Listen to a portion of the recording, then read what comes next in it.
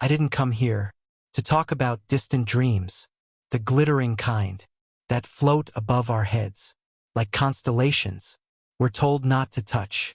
I didn't come here to sell you fantasy. I came to talk about the possible dream, the one that wakes up before the alarm, the one that drinks cheap coffee and studies under dim light, the one that works a shift, then works on itself, the one that knows exhaustion by name, but keeps going anyway.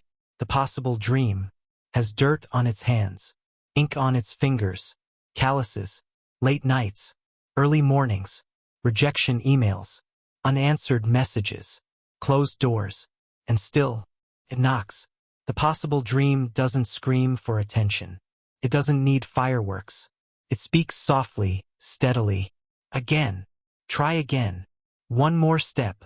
It is built, not in one heroic leap, but in quiet repetitions, in the courage to be bad at something long enough to become good. Because here's the truth. The possible dream isn't glamorous. It is showing up when no one claps, practicing when no one watches, believing when no one else does. It lives in persistence, not in luck, not in perfect timing, not in knowing the right people. It lives in the decision to continue, to be the first in your family, to imagine differently, the first to say, "Why not me?" The first to step outside the script that was handed to you. And when the world whispers, "Stay small," the possible dream answers, "Watch me grow." When the world says, "Be realistic," the possible dream replies, "I am," because being realistic is understanding that growth takes time and still choosing it. Impossible is just possible. That hasn't met discipline, that hasn't met consistency, that hasn't met you at your most relentless. And listen, this isn't about being fearless. Fear will come. Fear will sit beside you. Fear will question your steps. Let it. Walk anyway, with shaking knees, with a cracking voice, with doubt tapping on your ribs, like it owns the place. Walk anyway.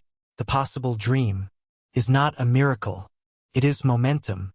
It is turning, almost into now, turning, one day into day one, turning. Who do you think you are? Into. This is who I'm becoming. It understands that progress is rarely loud, that growth is often invisible, until suddenly, it isn't. And here's something else. The possible dream is not selfish. It pulls up another chair.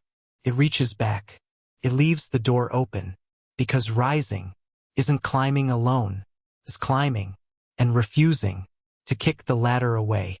So if today you feel small, uncertain, behind, hear this clearly. You are not late. You are not incapable. You are not disqualified. Your dream doesn't need perfection. It needs commitment. It doesn't need applause. It needs effort. It doesn't need to look like anyone else's. It needs to look like yours. So breathe deep. Roll your shoulders back. Lift your chin. Plant your feet. The ground beneath you is enough to begin. Because the possible dream doesn't wait for permission, for validation, for ideal conditions.